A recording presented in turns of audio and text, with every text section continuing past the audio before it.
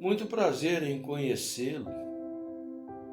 Sou o seu futuro melhor amigo, dependendo da amizade que tu estabelecerás comigo.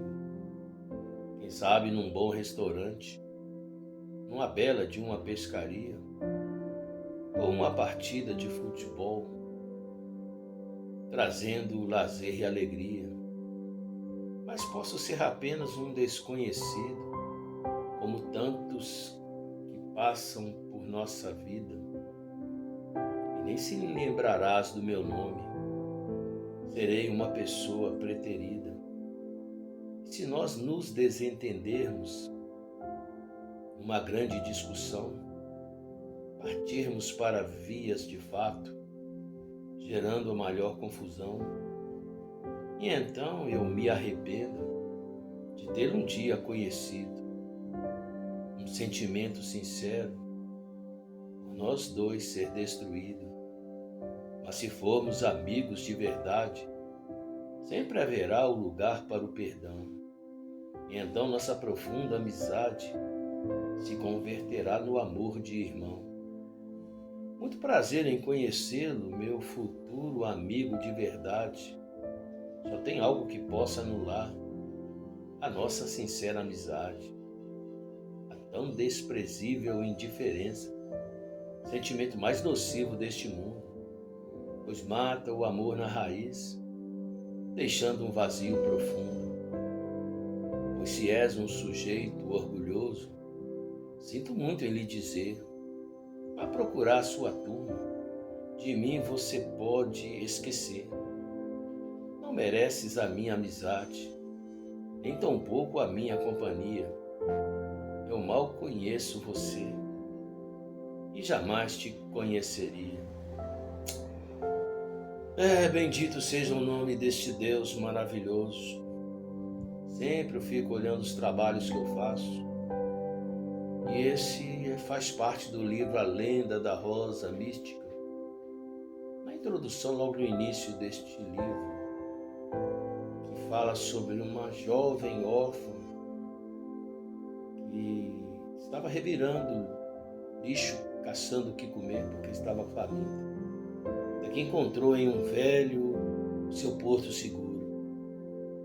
Pela fé, eu creio que no tempo de Deus esse trabalho meu se tornará, para a glória dele, não só conhecido, mas o propósito em primeiro plano, acima de tudo, está em converter eu falo que é pão para missionário.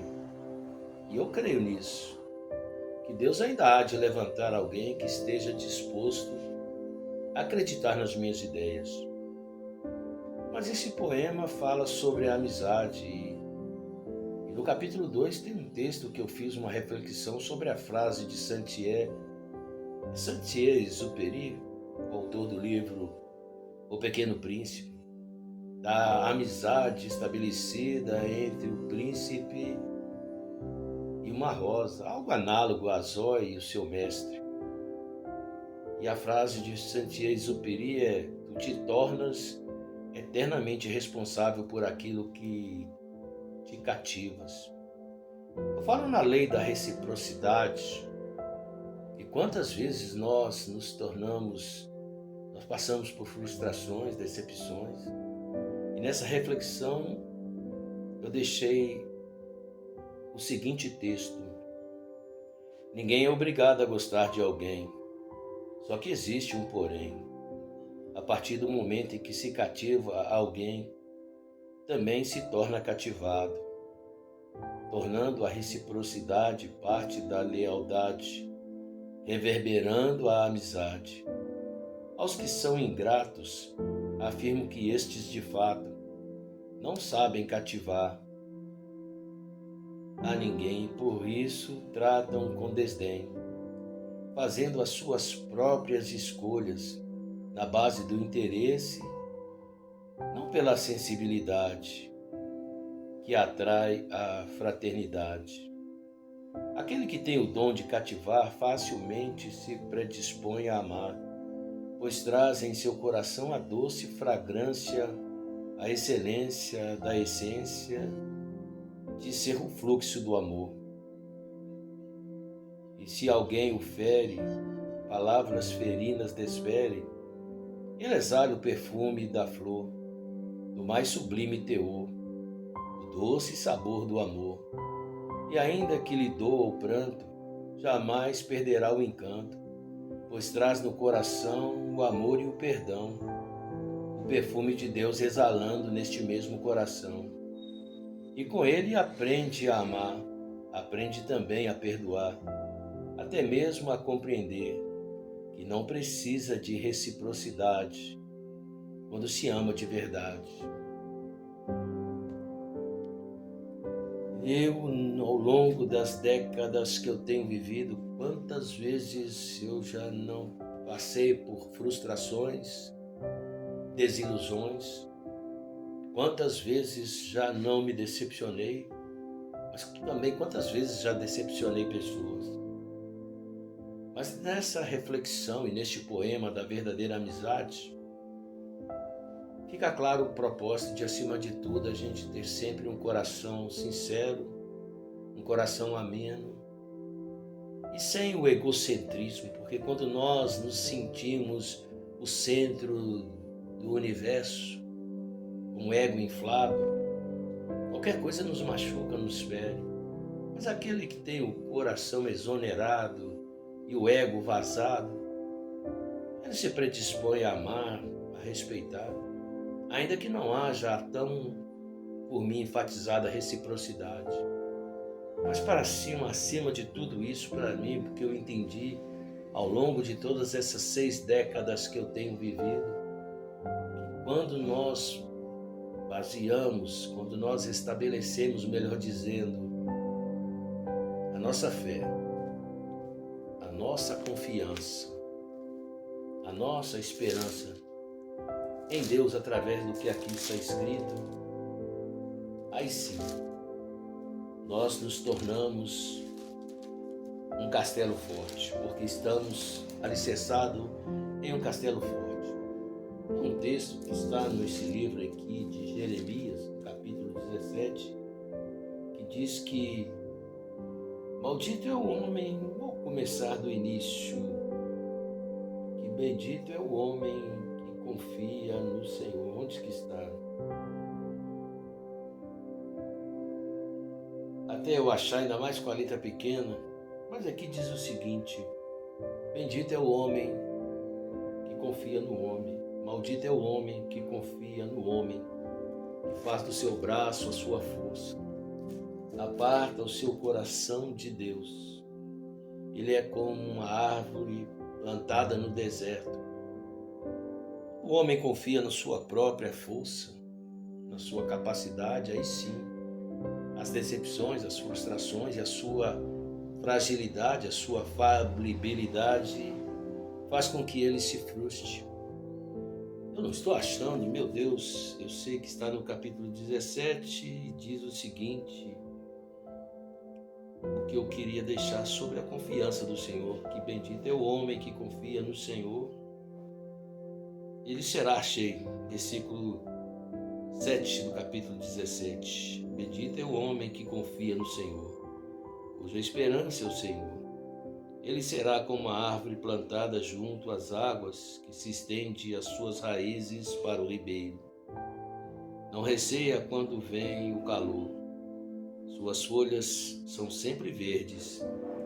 No ano da sequidão não se perturba e nem deixa de dar fruto.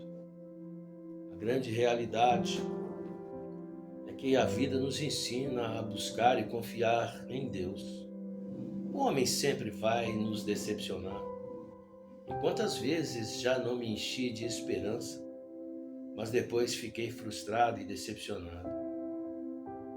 Eu tenho um outro poema que eu escrevi que eu disse que eu não espero das pessoas coisas que sejam tão boas. E a minha incredulidade a respeito do homem se deve justamente por causa das frustrações e das decepções. E dando continuidade nesse capítulo, no versículo 9, testifica-se o seguinte: enganoso é o coração mais do que todas as coisas, incorrigível. Quem o conhecerá? Eu, o Senhor, esquadrinho o coração e provo a mente. Isso para dar a cada um segundo os seus caminhos, segundo o fruto de suas ações. Devemos, como está escrito no Provérbios 16, que testifica-se no início, nós devemos apresentar ao Senhor as nossas obras. No versículo 1 do Provérbios 16 diz que o coração do homem faz os seus projetos, mas a resposta vem de Deus. Que devemos apresentar ao Senhor os nossos planos, os nossos projetos, parafraseando, trazendo aqui para as minhas próprias palavras, que devemos apresentar ao Senhor as nossas obras. E Ele sim avaliará, e Deus jamais nos decepciona.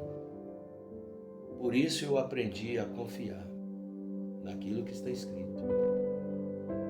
Não confio no meu braço, como em Jeremias 17, na minha força, na minha capacidade, e concomitantemente também não confio na força de outro ser humano. Quantas promessas já não me foram feitas, e quantas pessoas que chegaram a mim com um sorriso largo, mas depois desferiram facadas pelas costas? Estou lembrando agora, eu não vou cantar, não vou me atrever a cometer essa loucura, mas vale a pena buscar no YouTube uma música de Sérgio Lopes, Tente Lembrar. Ela é tão bonita. Outro dia eu estava tão abatido com as minhas lutas, com as minhas decepções, e veio essa música, e ela foi como um bálsamo ao meu coração. O refrão dela, Sérgio Lopes diz: tente lembrar se alguma vez Jesus te abandonou. Tente lembrar quantas vezes Ele já te levantou.